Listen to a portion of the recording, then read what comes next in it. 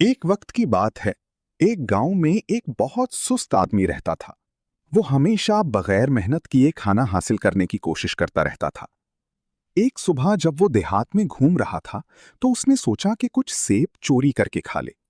जैसे ही उसने सेब तोड़ने की कोशिश की, एक किसान ने उसे देख लिया और उसकी तरफ बढ़ने लगा। सुस्त आदमी डर गया और भागकर करीब के जंगल में छुप गया।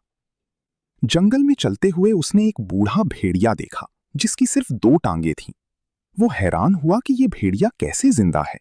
वो ना दौड़ सकता था और ना ही खुद शिकार कर सकता था और दूसरे जानवरों से भी खतरा था, लेकिन फिर भी वो खुशी से रेंग रहा था। अचानक उसने देखा कि एक शेर मुंह में गोश्त का टुकड़ा लेकर उसकी तरफ आ रहा है।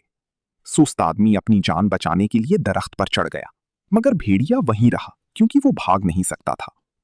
आदमी हैरान रह गया जब उसने देखा कि शेर ने वो गोश्त भेड़िए के लिए छोड़ दिया। ये मंजर देखकर सुस्त आदमी खुश हुआ और सोचने लगा कि अल्लाह ताला अपनी मखलूक का ख्याल रखता है। फिर उसने यकीन कर लिया कि अल्लाह ने उसके लिए भी कुछ ना कुछ इंतजाम किया होगा। चुनाचे वो एक जगह जाकर बैठ गया और इंतजार करने लगा कि कोई आकर उसे खाना देगा। वो इंतजार करता रहा करता रहा। 2 दिन गुजर गए और उसे कुछ ना मिला। आखिरकार वो भूख बर्दाश्त ना कर सका और वहां से उठ गया। रास्ते में उसकी मुलाकात एक बुजुर्ग दाना शख्स से हुई। उसने सारी बात बताई और पूछा, ए दाना, अल्लाह ने उस माजूर भेड़िए पर तो रहम किया, मगर मुझ पर क्यों नहीं? बुजुर्ग ने जवाब दिया, ये सच है कि अल्लाह हर एक के लिए एक मंसूबा रखता है और तुम भी उसके मंसूबे का हिस्सा हो। लेकिन बेटा, तुमने उसके इशारों को गलत समझा।